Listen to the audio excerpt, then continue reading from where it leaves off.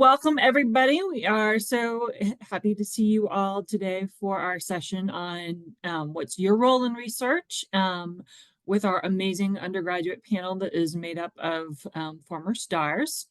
And so we're going to start by telling you just a little bit about the Star Scholars Program. If you haven't already completed the pre-survey in one of our previous sessions, if you could, I'll drop the link into the chat. We just like to keep track of that to see how the program is impacting folks. And then also this can help you get onto some of our mailing lists for other opportunities as well.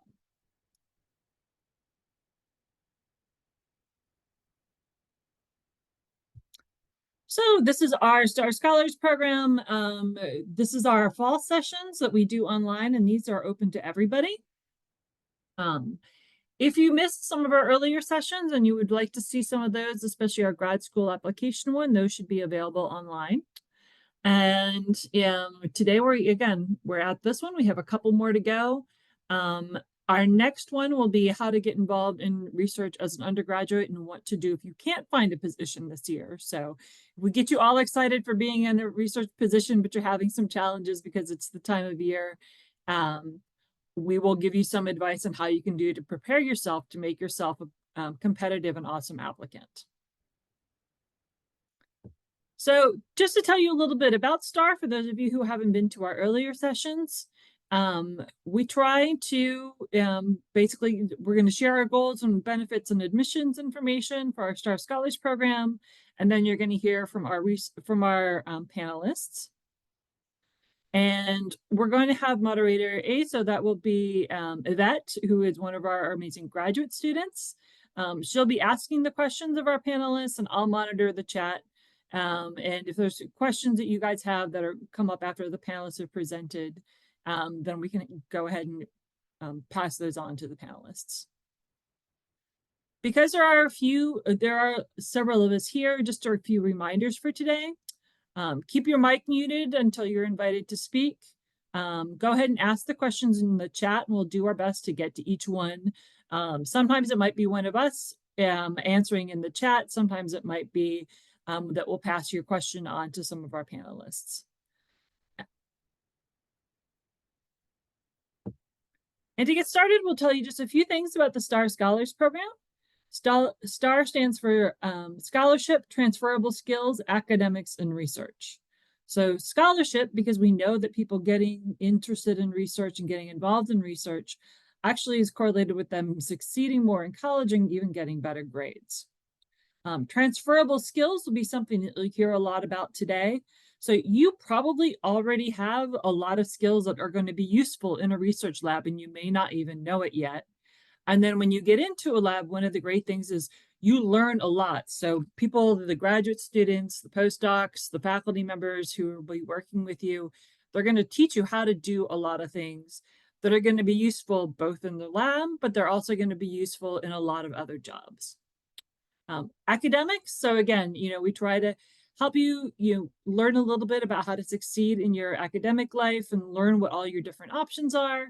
And then research, one of the really fun things about STARS, we talk about all the different kinds of research that you can do in psychology and neuroscience and cognitive science.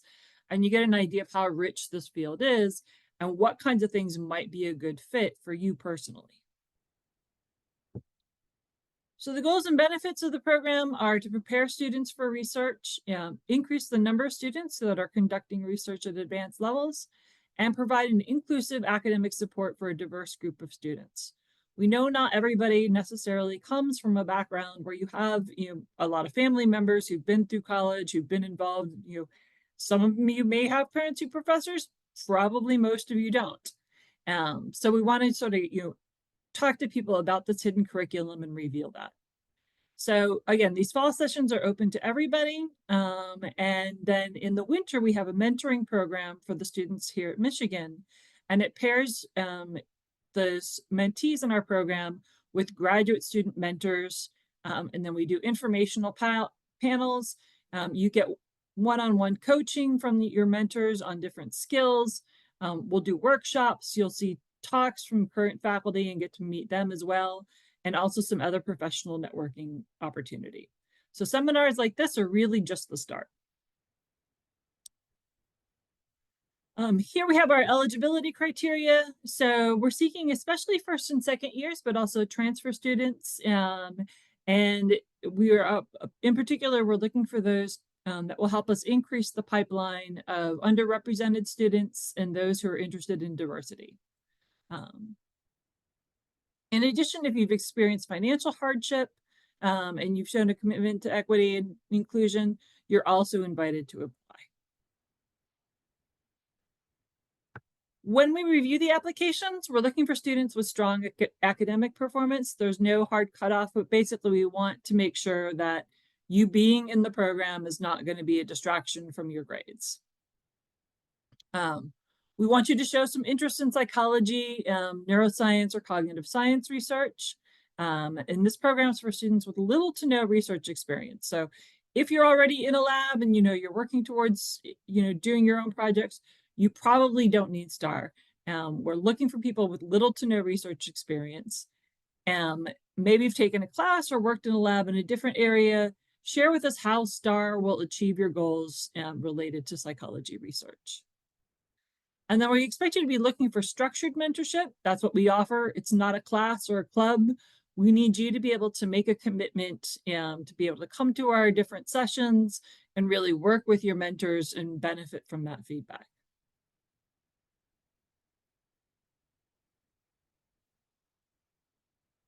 So if you have any questions and you want to apply, go to our website. Application is already posted. And our deadline for it is a little less than a month away. So it is November 3rd. And so we look forward to seeing a lot of applications from you and then to seeing some of you in the winter. All right, and now I will turn it over to Yvette, one of our graduate student mentors. Hello, everybody. So before we get started and introduce the panelists today, we want to give you a few basic tips for those that are interested in undergraduate research. So the first thing is you don't have to come up with your own brilliant idea. I know you guys are all curious and have a bunch of ideas, but you don't have to have a specific idea coming into research, just a general interest in research in the topic that you're looking at. Most of the research opportunities are mentor-mentee in a mentor-mentee model, so you will likely already be helping with an idea that has already started. And so you also may have the chance to develop and pursue your own ideas later on. But to start off, you'll likely join a lab that has already a project in mind, and they're looking for students to help and kind of help you build that basic foundation for research. You don't need to know any advanced skills to begin with. Oftentimes, a lot of research assistants kind of have basic tasks to begin with to eventually build you up to learning more complex tasks. And you also kind of learn about the purpose of the project, why you're using specific methods, and eventually you'll be able to learn a little bit more about taking more advanced responsibilities. And another thing is you'll be able to take advantage of your transferable skills that you have. So these are skills that you've already learned but can apply to your research. For example, if you're planning to apply to a clinical lab that has worked with like rodents or anything like that, we typically look for students who have worked with animals before in the past. So even if you have a dog or a cat or have volunteered at a local shelter, those are important skills. Just learning about the behaviors of the animals, how to observe if they have any illness or things like that.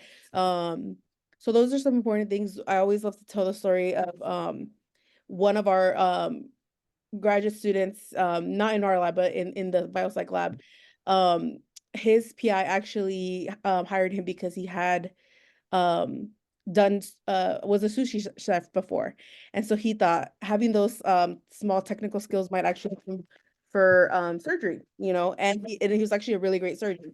So those kinds of things think about as you're like doing A lot of us are doing part-time jobs for like financial reasons and things like that. So you can always use those skills to sell yourself for a research position. And then you can take opportunities to get more involved in lab, right? So a lot of times there's lab meetings each week with the lab, and you can take the opportunity to learn more about the other projects going on. So if you have an interest in another project, you can ask about being involved in that one as well. You can discuss papers and kind of like build your foundation on the knowledge of the project that you're working on, but also the overall arching research idea that the lab is working on. And you can ask questions, and also usually gives you time as well to get to know the PI, the primary investigator of the entire research project, and get to learn more about their research intentions and get to ask questions about the project as well. Okay, so now I would like to welcome our students for this panel, What's Your Role in Research? And we invite you to ask questions in the chat during this panel, and we'll have each panelist answer the question. And if you have any specific questions that you want to put in the chat, feel free to add that in there.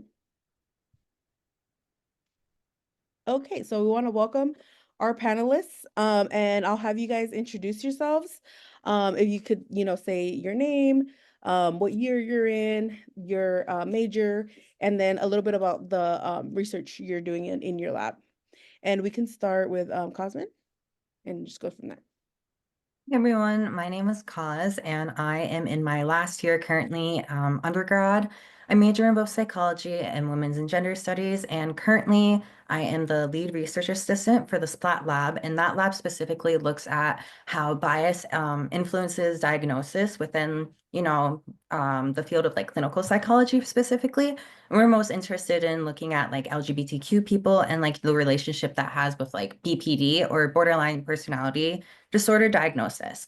And then in the other lab, I am also a research assistant, and it is for the GABAMEC lab with Dr. Taylor.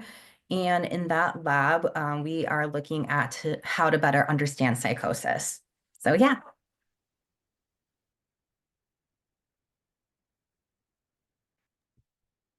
And we'll go next with Abdullah. Hello, everyone. My name is Abdullah. I also go by Ibrahim, and I am currently in my last semester here, studying biopsychology, cognition, and neuroscience. I'm also minoring in entrepreneurship, and I am a research assistant currently at the Junitas Cognitive Neuroimaging Lab, where we study conflict adaptation, cognitive control, specifically in ADHD populations as compared to regular populations. And we've developed this sort of novel task called the force response task to measure these kinds of dynamics, cognitive dynamics. Currently, I am part of a new, more recent project that's focused on understanding the connection between value-dependent attentional control and a person's attentional mechanisms. So how would a reward association impact the degree of attention a person would have to a particular stimulus? And then next, Annabella. Hi, I'm Annabella. I'm a psychology major minoring in community action and social change. I work in two labs, the emotion self-control lab here in the psychology department and Dr. Shauna Lee's lab in an independent study at the School of Social Work. I'm at like a junior senior, I'm in between on credits, so kind of confusing, but yeah. And last but not least, Amanda. Hi guys, I'm Amanda. I'm a junior majoring in BCN. I'm technically a third year, but this is my last semester here, so I'm graduating early. I'm currently a research assistant in the FAST lab run by Dr. Ashley Gearhart. It's a clinical research lab investigating addictive processes in food addiction and other maladaptive eating behaviors. I'm also an RA at the Becker lab, but I'm not as consistently involved with that lab, but I primarily help one of the graduate students with animal handling and self-administration drug protocol. Great. Thank you all for that. We'll start off with our first question, just to kind of get a general sense. Why did you choose to get involved in research?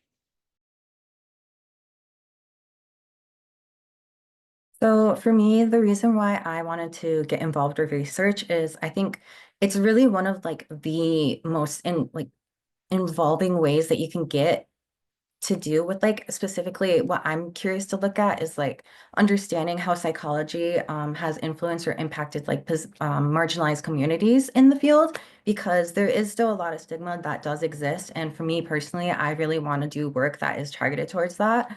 And I think like even getting the chance as an undergrad student working with professors on their own projects that are targeting specific populations, that's like something that's like very enriching for me personally. I can go. I was always interested in research and kind of like exploring my own ideas. So then being able to be in a lab and learn how to actually do the scientific piece of exploring your own ideas was really helpful. And I've had like amazing mentors that encouraged me to really like go into research to figure out more about the field. I think more generally, I've always gravitated towards psychology and like neuroscience because it's a field that constantly is evolving. I think as a kid, if you have interest in like science or medicine, you're kind of automatically encouraged to go the traditional route of like becoming a physician. But I knew that I didn't necessarily want to treat patients, but more so discover ways to help people in a broader sense by kind of generating new knowledge. And for me, research is definitely an area that presented a lot of opportunities in honing a variety of skills, such as communication skills, attention to detail, project management, and just better understanding at a deeper level the dynamic between, neurobiology and cognitive psychology, which was a very interesting intersection that I wanted to explore. Great. And then if each of you can kind of talk about one, how you found the research group that you're involved in and what were the steps involved to get into that position? Um, Honestly, I started with cold emailing. It was a process of literally just finding faculties where I had like a lab that I was interested in and just reaching out saying like, I'm interested. Do you even take undergrads? And then like now that I kind of already knew how to do that, it's been like connecting with different GSIs who are in my psych classes that I really liked, or utilizing like STAR mentors or other mentors within the psychology department. When I was first looking for labs to join last year, I looked through the psychology department's faculty list, like literally each individual professor, and I made a list of the ones that I was most interested in. I think this is also a good way to kind of gauge what kind of research you want to do because by the time I had made my list, there was like a very clear theme of like the path that I wanted to go. But the Fast Lab, they had made it really easy on their website. They had like a Google form that you could fill out. A lot of labs don't have that. It's not as straightforward. So I would say, yeah, go for cold emailing. Yeah, I feel like at some point we all have to be perseverant and participate in the cold emailing experience. Personally, I had to cold email at least, 25 professors. Um, but I also found that connecting with GSIs was a very helpful way to learn more about individual labs and about their experiences in research. Um, I also, went to that faculty page, read more articles about what the lab was producing. And in addition to cold emailing, I think the UROP program initially was very helpful in terms of connecting me with a mentor and in terms of educating me on the essentials of research, of scientific communication, and the whole procedure in general. Yeah, so everyone made really good points that were also part of my experiences, but I especially want to talk on cold emailing because the culture of it is very, like, I won't lie, it's still intimidating and it is really, really intimidating to get started on. Feel like when I was part of the STAR program, when we like first touched base on it, like that was like the thing that I like took like the most out of, just because it can be like very discouraging and like demotivating to like, send again like 25 different emails and like getting no responses, but it's really about like pushing yourself and like even though it sucks, it is normal, and that is like typically what happens. But that's also not to say that like there's nothing wrong with doing like follow-up emails after a week, and maybe like if there's an event happening and talking to the professor in person that you want to like potentially work with, like just so they can get like an put a face to the name. But honestly, like it don't let it discourage you. It's like completely normal and it's completely okay, and you just got to keep on trying. And I also want to give a shout out because to like the psych newsletter, for me, I've been watching it like a hawk. And like honestly, for one of the GABA position, that's how I ended up getting the position. So like I would just say like use the resources that you have. Thank you, everybody. And now that you are in your position, what are some things that you do? Do you work with other students? Do you attend lab meetings? Um, and what are some like general tasks that you kind of started out with? I guess for me in the emotion and self-control lab, I started freshman year. So that was a lot of just delegating tasks. That was like data cleanup and it was qualitative coding and it was like some of the more monotonous tasks. But from there, now that I've been there for a couple semesters, I've been able to kind of take on my own task and like create my own project out of the data we have. And we do meet with, or at least in my lab, we meet with both the postdocs, the graduate students, and fellow RAs.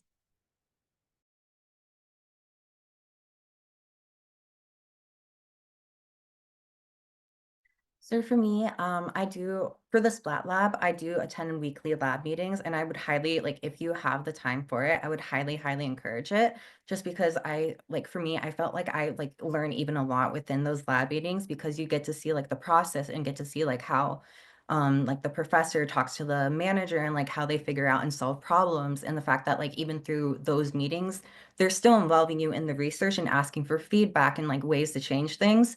And at least for the one for Splat Lab, it does include graduate students. So that's then an extra added like resource that you can use and network with people because they're also like we're just in our position or like even with the lab manager, and you can like use them as you know, a step to like getting to do the work that you want to do. And also within like the lab meeting, like it seems like extra homework, but I've really like learn to love it. But we do like weekly readings of like articles within the field, and these are like recent readings, and it really helps you to build like a critical lens and like be critical of the papers that you're reading. And like to be critical, that doesn't mean that like it doesn't mean you don't like it or don't support it. Like you can just take it however you want, depends on the paper. But yeah.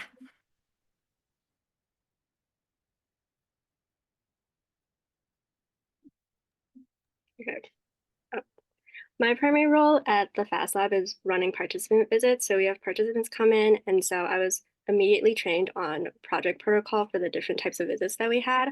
Other tasks are kind of secondary to that, but I do everything from like administrative work, from like scheduling emails to like participant recruitment to updating the lab website even. Every week we have an hour-long lab meeting, which is usually like a journal club type of format where we read and discuss a scientific article amongst like the lab managers and the other graduate students that are in the lab. But my biggest piece of advice in regards to this is to always be asking for more responsibilities. Like if you're comfortable like in your role, I think it's always good to ask for more responsibilities if you have like the time and the energy to like carry it through, you know?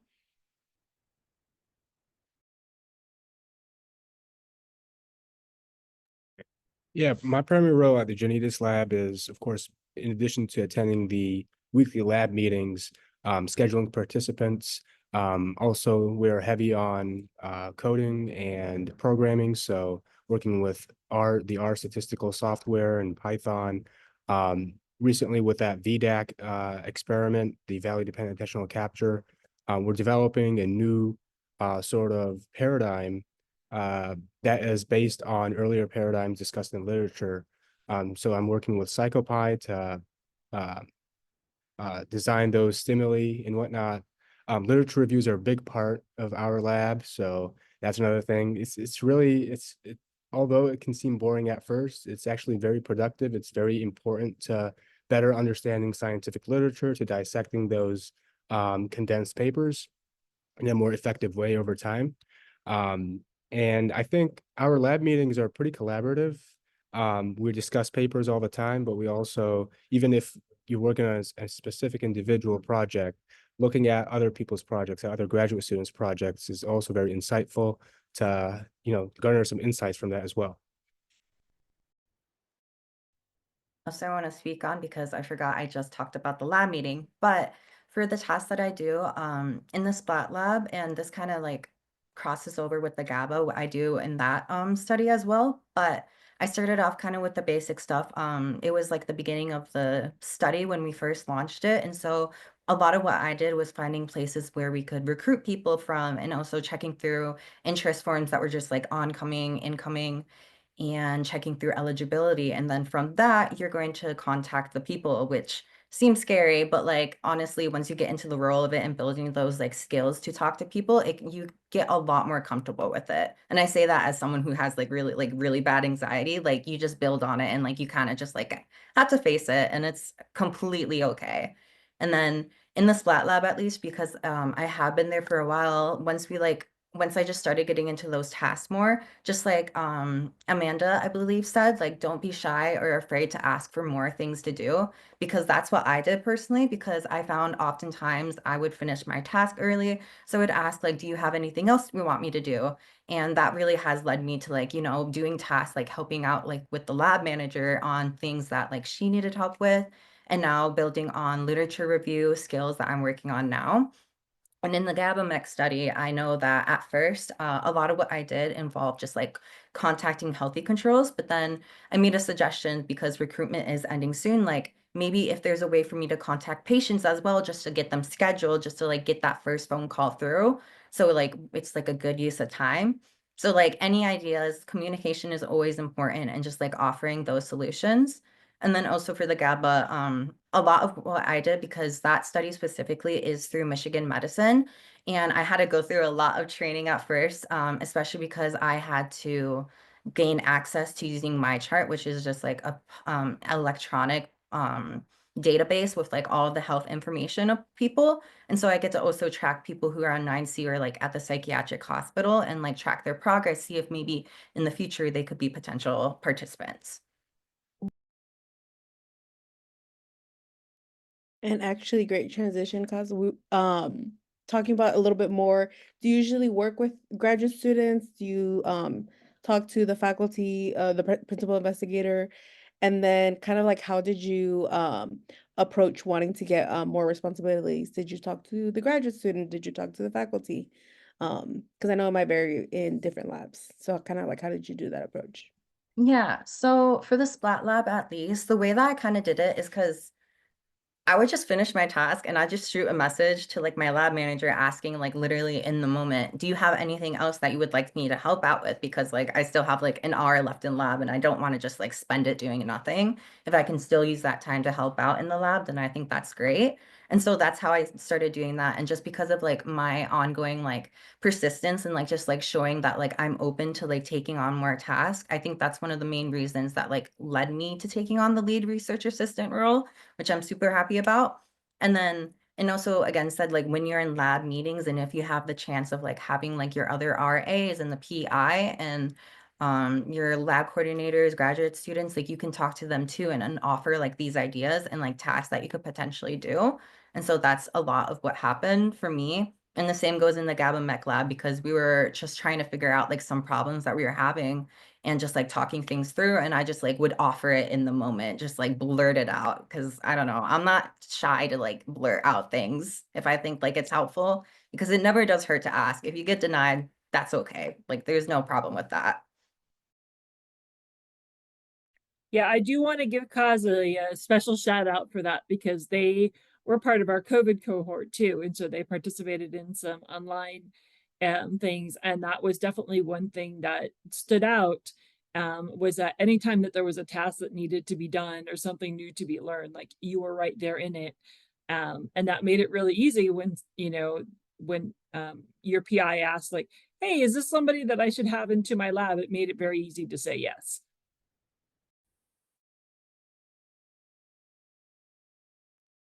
I guess for me, in the emotion self-control lab, um, I was able to advocate for myself by talking to the lab manager and the postdoc, just, hey, I know I've done kind of finished my weekly tasks in a similar way. Like I finished what I've done. I really want to do this. And for me, we talked about creating like my own interpretation of the data, which allowed me to like really explore my skills in a different way.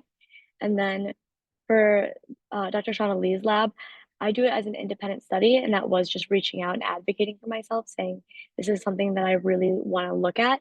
I'd love your support. I'd love to do this like alongside of you. And I was lucky enough to have a couple yeses. Yeah, at the cognitive neuroimaging lab with Dr. Janitas, a big part of my interaction there is working with Sarah, our wonderful lab manager. And she's very good at coordinating, project timelines and assigning us specific things to do. So we're all, all the research assistants know what to do at any point in time. So I've had a pretty strong relationship with her. I think I've also worked with several graduate students in the lab, and I think working with graduate students, even if the PI is pretty busy, is a great way to better understand, positioning within the field, better understand research avenues and new research interests that occur all the time. Um, but yeah, I think try even if the PI is busy, I would advise you to reach out and try to make time with the PI as well, because what can be better than working with the main person, the main guy. Yeah, for the FAST lab, we work primarily with the lab managers too, so they're kind of like my first point of contact. But I think another thing that would be helpful is being specific in your ask rather than asking like, is there anything else I can help with? Make specific suggestions. So like we have some participant visits that use fMRI. So we have to go up to the fMRI center on North Campus, and usually research assistants don't go up there just because it's a lot of like traveling and moving around. But I asked them like, hey, can I shadow one of these visits? Can I like take part in this because I've never seen it happen before? And they were just kind of like, yeah, so I feel like it just doesn't hurt to ask, especially if you have like a specific part of the study that you want to be involved in.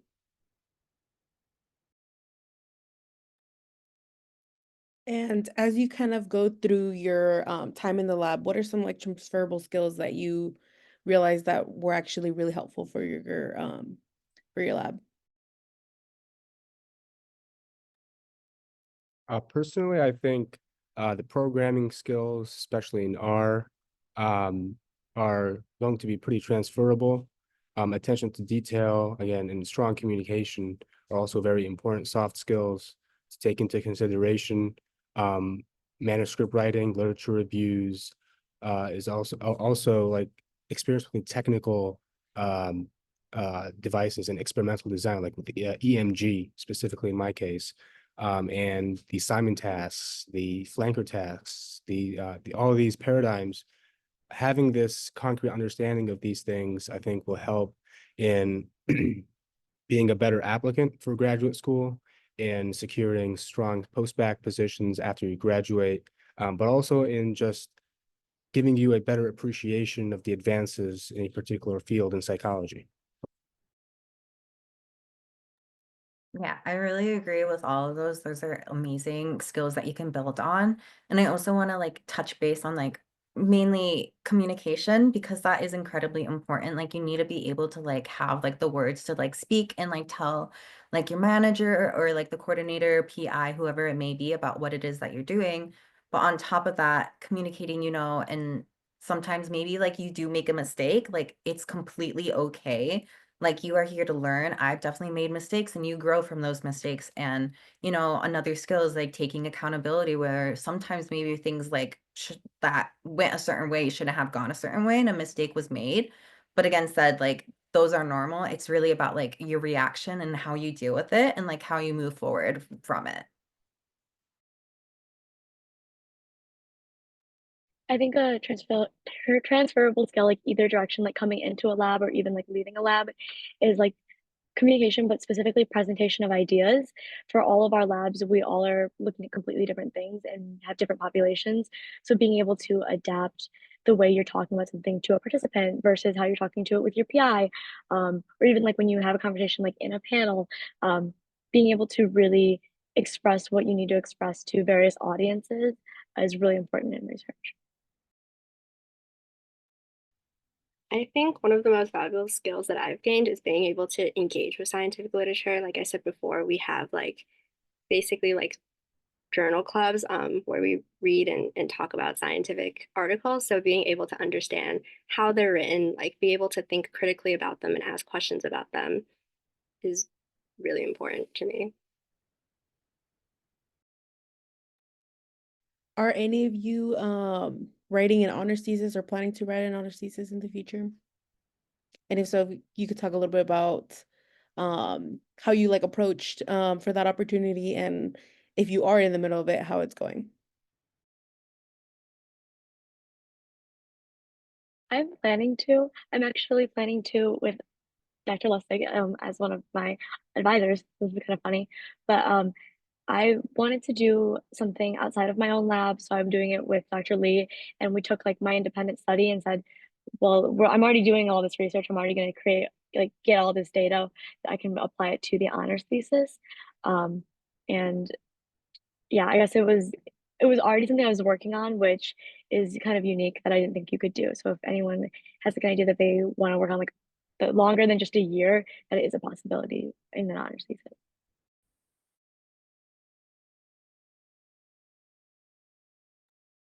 Anybody else? So for me, I'm not doing an honors thesis, but I just want to say that like that is something that's completely okay because you can still like get like build on skills outside of the honors thesis, but like skills that like you would get by doing it. And I think a lot of that is again like communicating to like the people in your lab about maybe potential projects that you could take on in independent work. Because in the Splat lab, that's what happened with me, where I kind of was like asking my PI, like, do you have anything like ways that I could like get more like experience for myself? And so I ended up doing an independent research project through him and getting to work with SPSS, which is just one of the coding programs that is used in the field of research. And also like right now, and again, giving a shout out to the newsletter, I was able to get into like a graduate level course, and we are writing on a paper that's like throughout the entire semester. And I was actually given this idea from my lab coordinator in the Splat lab, but love Lindsay, but she told me like potentially like maybe reaching out to the professor in that class about like maybe is this something that I could take like beyond this semester, because it really is something that I'm like passionate about and I really really enjoy the topic. So and like I don't want to like treat it as just like another assignment. So yeah, so like that's something that you could do in the classes if something like really sparks your passion, or even when you take like the higher level like the research methods class, which we all love, but it really like lets you like explore your interests and what you like because you can really like tailor it to yourself.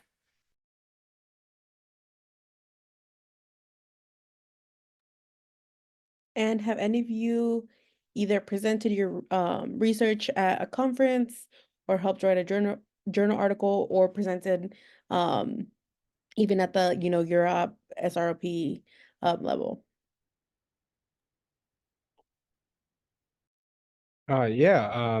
Personally, I was grateful to have had the opportunity to present at the annual Europe Symposium. And this was a project for a different lab in the social educational psychology sort of focus. But it was a very informative experience, and it really helped me understand the nuances of presenting to a diverse group of people, and just to structure how you say things within a scientific sort of framework. And that semester also culminated with writing a 12-page report about the whole project, which was also helpful for my current writing experiences at the Janitas lab, where thankfully I've also participated in helping write a journal article on attentional selectivity specifically.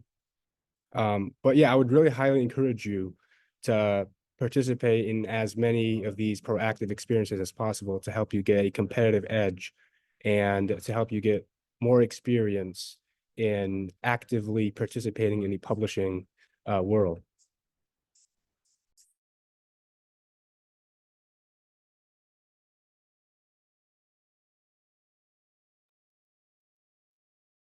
Does anybody else have any experience presenting and or want to present? And maybe you could talk a little bit about the challenges of presenting as a student.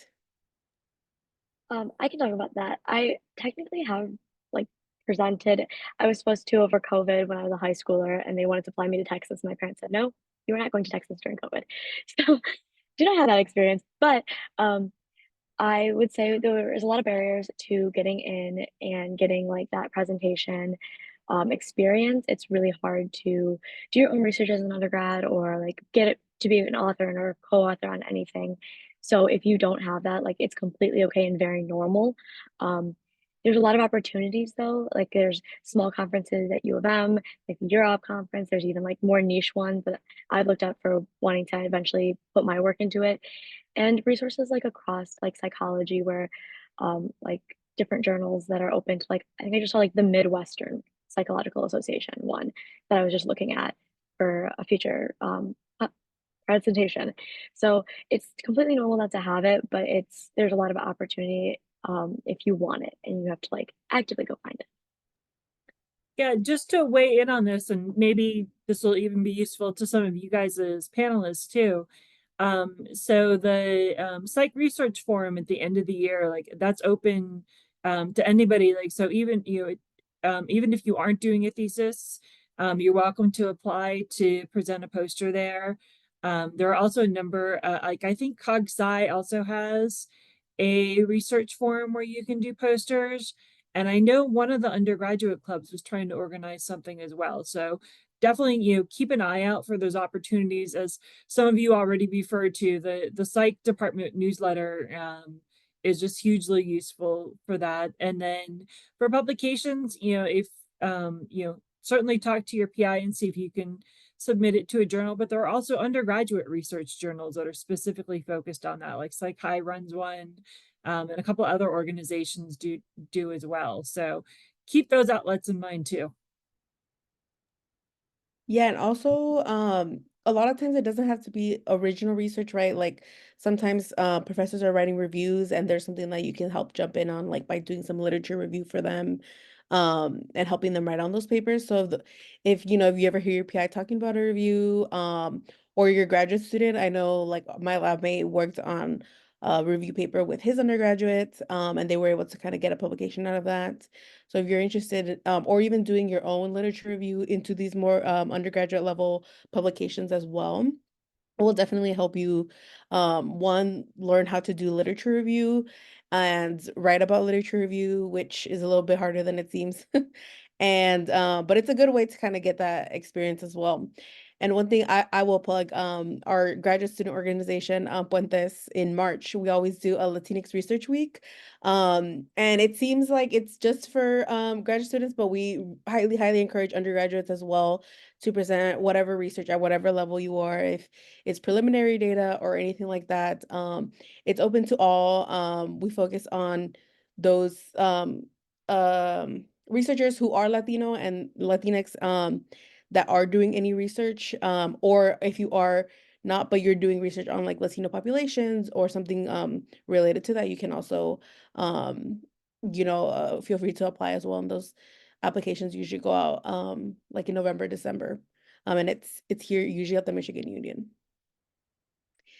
Okay, and then so how has your work as a research assistant influenced your long-term career goals and your ability to achieve them? For me, at least, when I first started research, I will admit I kind of had like the basic path of like, and that's not to say like because it's basic, like it's not good, like it's 100% good. But for me, it was like very direct, like thinking, okay, I'm gonna just become like a clinician and I'm gonna do practice working one-on-one with people. But I have really found that through research, I really, really love research. And now like I'm in this like puddle of like, okay, what do I really want to do in the future? God, this is really heavy question, but I think that's really like impacted me in that way. And like I really in the future I want to pursue like a PhD in clinical psychology. And so a lot of the work that I do now is focused like on like building those skills and getting like experience in research in order to like, you know, later on gain more confident and like get to be in a PhD program. So yeah. Yeah, I'm similar. I was originally like really just going the clinician route, but as I was involved in research, I was able to like explore more interests. So that's why I'm like both in like psychology and social work research. So it allowed me to both like explore like the intersection and then what research is out there. And I similarly also want to get a PhD, and continue to explore the research interests I have. Great. I've always loved research. I think that working in these labs really just kind of strengthened that lab. But I'm actually preparing to graduate this semester, so I've been sending my resume out and applying for like post-grad jobs because I want to take a few working gap years before applying to graduate school to get it like again like a PhD in probably like clinical or biopsych. And I've already received an offer as like a full-time research coordinator, largely because I was able to thanks, largely because I was able to leverage my clinical experience and administrative skills that I've gained through my undergrad research experience.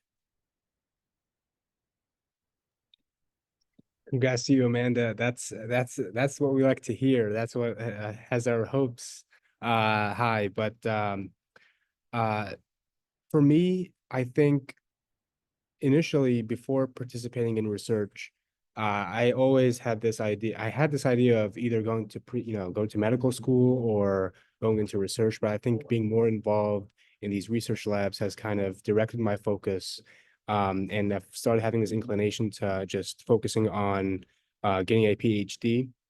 And specifically for the long term, I'm interested in the combined program in educational psychology here at the University of Michigan. But I think before that, I would want to pursue a post-bac opportunity to further enhance my research skills and experiences, or perhaps even a full-time job as like a research coordinator, lab manager, something like that. Yeah, and I want to add on to that. That's definitely the path that I want to take as well because I'm in my last year and like later on this year is when I will start like sending in applications for post-bac. And just to explain it, because I don't know if some people may not be familiar what we're like referring to when we say post-bac, but it's essentially like after you finish like your bachelor's degree, like the undergrad, and like you want to pursue like a lab manager position, lab coordinator, lab assistant, and like getting to like get like more leadership skills and like more of a workload by working in a lab and reaching out to people to do that. And I know it like seems scary. And I know at first, like I was having like a huge fight with my mom because she's like, there's no way you can take a gap year. And like, why aren't you going to go directly into PhD? But like, I think like it's really critical and important to do that just because like, yeah, I'm saying right now in the moment, like I really do want a PhD, but I think one, giving yourself that time and that break in between just to like have that, but also two, like getting to explore like if like you think like this may be the right fit for you because it doesn't hurt to like see if that is the case. And also even through those post-bac positions, because while it is like a job in a sense, like you can still like even if you're the lab manager, like oftentimes like you can see with the PI if you can do your own research within the lab and get that experience and like reach out to like NIH or like getting grants to work on your own research. And I think like that's really critical and like there are a ton of opportunities that you could take. I was almost gonna just like also say, yes, post-bac is great. Not everyone takes that route. So if like I know for myself, I'm hesitant to get a post-bac, or even just maybe going straight to master's. Like there's a lot of paths. So for some people who are like, no, I really want to do this, I really want to jump, that's completely fair because it's your situation. And some people like know exactly what they want to do, and some people don't. So post-bacs are great opportunities to keep going in research, and going straight there is also a choice that like a lot of people take and a lot of mentors will have done as well. So just like a lot of options, and no, like I know I felt like a lot of pressure, like, oh, I should just do a post back. Like I shouldn't like go straight. But I really want to emphasize like you can be reliant on your own skills and reliant on like your experiences and what you want to do. Um, as somebody who went straight after undergrad into PhD, I always recommend students, if they can, take a break, do post-bac lab manager positions, things like that. But I know it's not financially feasible for everybody. It's kind of one of the main reasons why I went straight after undergrad. So just, yeah, talk to your mentors, really be honest like with yourself and what you can handle, because only you know, right? So take those things into consideration while you're starting to look for and prep for either applying to graduate school or your next step. Yeah, Uh, one thing I want to pipe in on that, just for folks who may not be familiar with some of this too, is that for both the post-bac position and a graduate student position, in most areas of psychology, you will be getting paid too. So that is also, the financial consideration, you should hopefully, you're not going to be rolling in it by any means, but you should be getting paid enough to like, make the rent and eat something other than ramen. So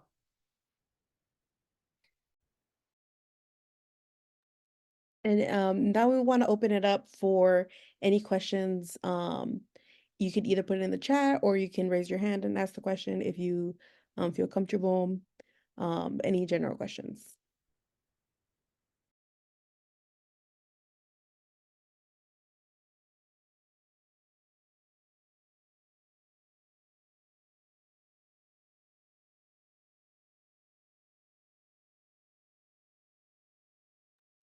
yes, you can definitely ask questions, regardless of whether you're from Michigan or not.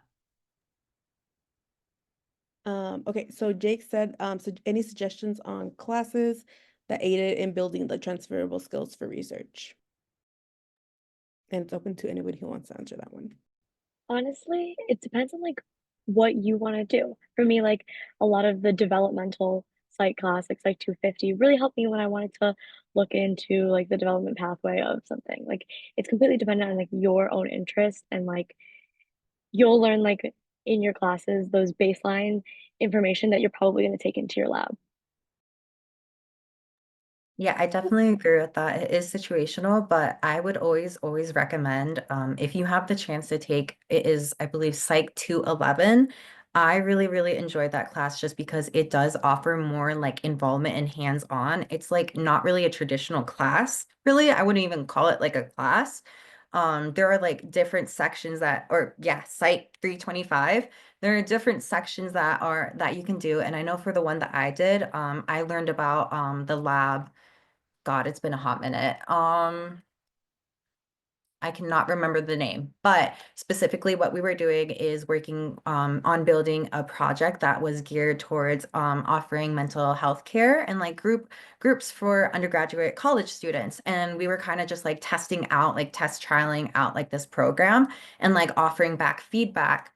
And also at the end, like it even offered people if they wanted to work as a facilitator for these groups. So like you get to, involve yourself more with the professors in that way. Yeah, and I just want to pipe in for a second for our students who aren't from Michigan. So I think Psych 211 is Project Outreach. So it's basically it's a community service course where you sort of learn about the psychology of working with the community that you're with. So Annabelle, actually, could you go ahead and explain, sort of 325 and like general terms that were not, just the name of it too. So that way people know what kinds of courses to look for if they're not at Michigan as well. Definitely. Psych 325 is Detroit Initiative, I want to say that's what it's called. It's a community psychology class. So in a similar way, it's a non-traditional class that focuses on going into the actual community and um, putting what you're learning in the classroom to efforts. I took it as it's like very similar to Psych 211, which both have like that action piece of it. The only difference for this one is it's specifically like really community based and honed in on Detroit specifically. And if your schools don't offer that, there's also like research methods classes that might be helpful as well, kind of like teaching you how to build an experiment, learn the statistics of it and writing that up. Yeah, and I will say, like, as a faculty member and one of the people who gets to help pick the people who come into the lab, anything that you can do, that's related to the kinds of work that you might be doing in the lab is often helpful. So, I think Abraham mentioned several times, there are tons of, YouTube videos, online classes, and so on. So coming in and knowing a little bit about statistics or programming, particularly for the kinds of labs where you'll be collecting data from human participants, if you can sort of say you have those certifications. And for those of you who are U of M students, you have free access to Coursera and to LinkedIn, and it's like the LinkedIn Learning, and so you can get certifications for those. And if you do join our Winter Star program, we kind of guide you to some that might be especially useful. But if you're not a Michigan student, like, check with your university, ask your undergraduate office, because a lot of universities do similar things. And then I think this question is for you, Cindy.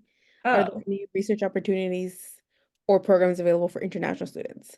You can Okay. talk a little bit more about that. Yes. So it is a little bit more challenging to do things internationally sometimes. I think Delhi University is a pretty good university within India. So you may want to start looking there first. But I would also Google Psych Research List, and keep an eye on that, because they post all kinds of opportunities, including ones for international students, and exchange programs and things like that. So that's what I would suggest for keeping an eye on.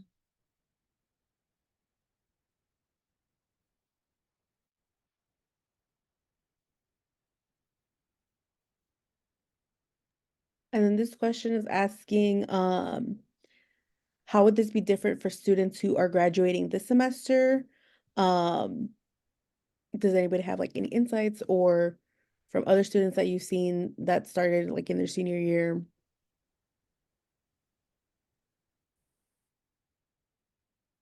So I don't know if this person can answer. So would they be looking then for a post-bac position, or they think of applying straight to grad school, or what are their goals?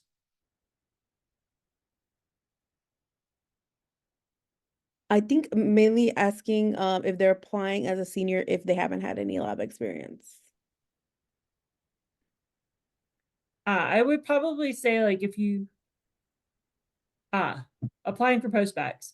So I would say in that case, just kind of like thinking about what your transferable skills already are and what you might want to build. So I would suggest, like, start looking at the postbac ads now and seeing what kinds of skills they're asking for, and then, kind of do the background work to help build yourself to be a strong candidate. And also to add on to that, I know that this is something that people have told me, but when you are applying for post-bac positions, I think that it is pretty rare to get in a lab that like is 100% suited to like what you're interested Mhm. or like catered to what it is. And that's completely normal. I think like you should not have to stress yourself out, like trying to find like the perfect match, because you can still build on the skills that are like incredibly necessary and important. And again, said, when you are applying for those post-bac positions, and if you have like the potential to like do your own research within the lab, like you can like maybe like manipulate it in a way to like match with the lab, and like you got to be like really creative with it, but it is 100% possible, and like offering that as an opportunity. Yeah, I thank you for pointing that out, Kaz, because that was one thing I wanted to point out, is that several folks here mentioned that they're working in multiple different labs, or they might not be in the lab that they started off with. And some of it is also just, before you commit to 5 years for graduate school, like getting a little bit of a sampling platter of what kinds of things you like and don't like is a really good idea. Oh, so somebody asked mentioning, so it's I think it's just Psych Research List. Also, another thing that I want to like also mention is that, because like I understand, especially like being like in this field, it is competitive, and like being at like the University of Michigan or any other university, it does get easy to like, have imposter syndrome and feel like you need to do more, you need to do more. But like you can 100% still like have like be in one lab, one single lab, but like build on so many skills. Like it's about quality over quantity. Like you don't need to have like a 10-page long CV or resume like at all. Like it just matters about the work that you are doing, and like you can showcase that like yes, I have these skills and I can transfer them over, and it's like being confident in your abilities to do that. Also, if I don't know if you're at the University of Michigan or not, but talking to like GSIs or TAs, I have personally hired seniors when I was like in my last year of experimenting, and I'm like, okay, I really need a big team of students. And I know that I'm going to be graduating soon, so I need students that will only be here a year. Um, and so I kind of reached out to any GSIs, graduate students who might have known students that were like looking for opportunities like that. And I hired like 2, 3 seniors who then, continue to do like post-bac work or continue to like work in the lab as lab technicians. So just networking and like expanding that network can definitely help as well. I would say for international students, I guess it depends on the person, but like you also could just cold email and see like explain like whatever your circumstances, where location or whatnot. But a lot of people are willing to do things over Zoom or even just like talk to you about things. I know in high school I worked on a study at Wayne State, and I this was during COVID, so I couldn't be in person or anything. But um, and even just like volunteering could be a great opportunity to like get your foot started in research. Yeah, and building on that, even if, for example, if you're studying at an international university or some other college here in the country, I would really encourage you to strike up conversations, set up meetings with faculty and professors and experts in the field in which you're interested, just to learn more about their research, to learn more about their contributions. And that is one of the ways which you can put your foot in the door, so to speak, and build your network. And also another resource that I am aware of, this isn't necessarily research specific, like in the university, but like it's about like still building those skills and showing like, like the passion that you may have for working in the field. And like there are things outside of university that you can still do. Like you can volunteer as it was mentioned before, even for I know the crisis text line, like that is something that like they're always taking on new people, and you do go through training. Or I've known people who have done it's ABA therapy and like doing that as well. There are a ton of opportunities, and it is overwhelming, yes, to have to sit through and go through all of them, but like it is possible, and like there are things out there that like you can always try. And it's really important to be open to trying them and seeing them, because like, you know what, maybe you tried it and it turns out this isn't for me. Well, now you found out that's not for you. Won't do it again in the future. So it's always about trying things. Have a question in the chat. What has been the most difficult/stressful part of taking on a research opportunity?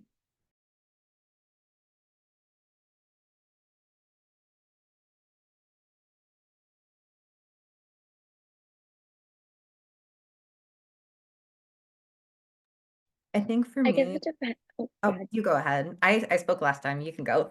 I guess it depends on like what research opportunity it is. For like when I first started, the biggest like difficult or stressful part was like knowing I should be there, and like I would think I was the youngest in my lab, and I was like, oh my gosh, like it was all imposter syndrome. From then it's like, okay, now it's continuing up. It For me it was like trying to figure out, okay, what do I want to do next? How do I use these skills and keep moving forward with either like my research or getting closer to publication, or trying to figure out that piece. Can be stressful because there's not a clear cut one to go on. Yeah, I think for me, speaking on to the imposter syndrome, I would say that has really been the most hardest thing that I've dealt with throughout like my time doing research. Just because, again, said it is like a very competitive, like it is a competitive field, but I think it's about staying true to yourself. And I know like advice that I was given in the past that I've always taken with me, and it is very cheesy, I will say, but like it really like is important. But it's easy to compare yourself to others, but I think what's most important is to compare yourself only to yourself. Like, where were you at a year before? What were you doing then? Like, how have you grown as a person? And I think it's really important to think about that because, like, you can't compare yourself to other people. Like, the situations, the experiences, whatever it may be, is always going to be different. And it's really important to have like that growth and positive mindset.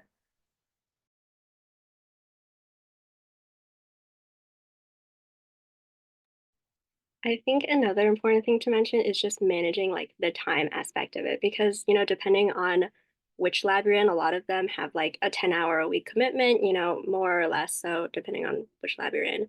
But it's just I feel like it's easy to take on more than you can handle, especially since again, like back to like comparing yourself to other students, you see all of these other students being in like 4 different labs and like 15 different clubs. Like it's a lot. I don't want to say it's a lot to live up to, but it's easy to compare yourself to those kind of students who have so much on their plate. And so it's easy to kind of put more on your own plate.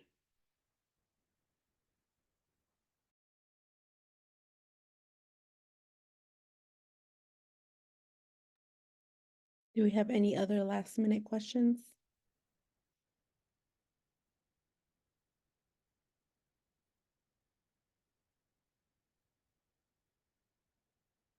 Okay, if we don't have any last minute questions, I would just like to go through each panelist and if you could give yourself like your when you first started looking for research labs, didn't know much about research. If you could give yourself any advice to that past you, what would you say to them?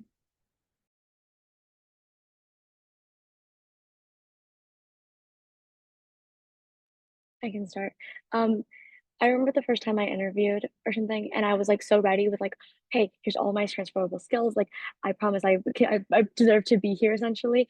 And then the lab manager looked at me and went, "I really don't care about that." And I was like, that like really was nice to know that like when you're starting off, it's okay to be starting off, and it's okay to not have everything like fully ready, and people are gonna like see your potential.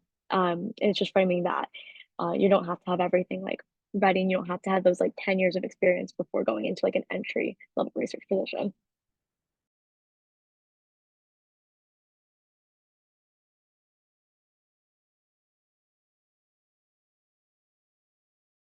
For myself, I think this is actually a hard question, but I feel like I would tell myself that I would need to stay true because I think it is easy. Like when you are going for these research positions, you have to like sell yourself in a way that's like perfect because like I really want this position. Please take me. I have all these skills. And maybe you don't like talk about something that is actually what you really want to focus on. But I think again said like if you can stay true to yourself and explain like why I'm here and like what I'm interested in, this is the type of work that I want to do. And like really like being passionate about the work that it is that you want to do, like stay true to it.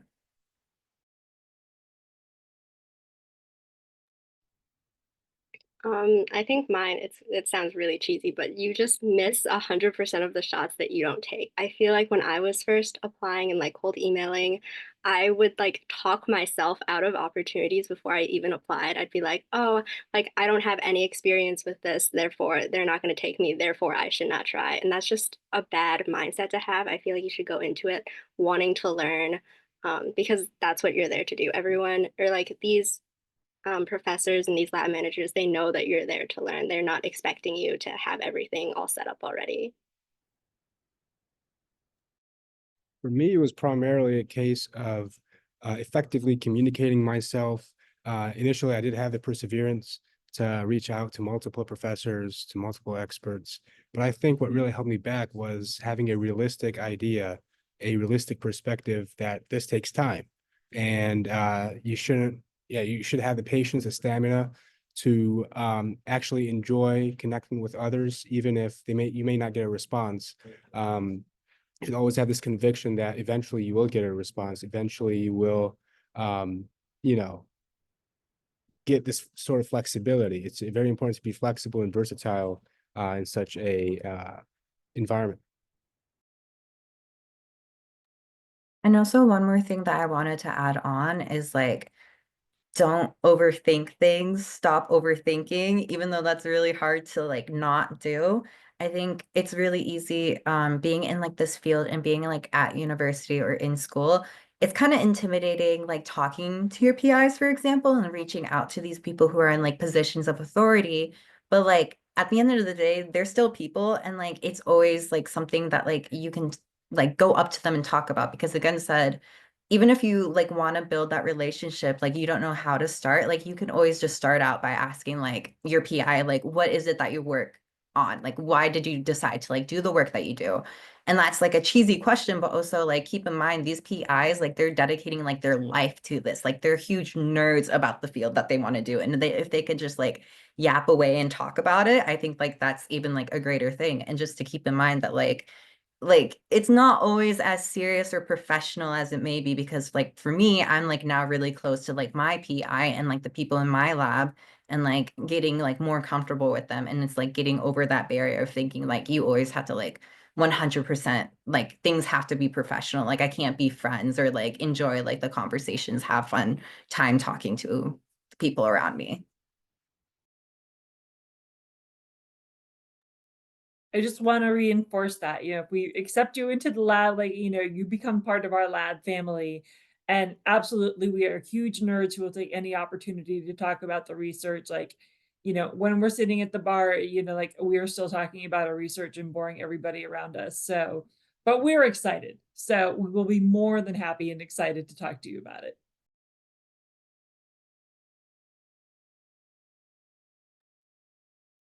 Great. Thank you, everybody. And thank you to our panelists for taking the time to give your advice and talk about your experiences.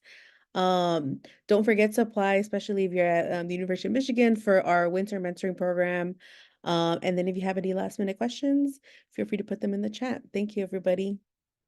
Yes, and a huge thank you to our panelists, especially. It was so amazing to see all of you again too, and just see how far you've come since you started off in STAR. It's my pleasure. It's great seeing you as well, Dr. Lustig.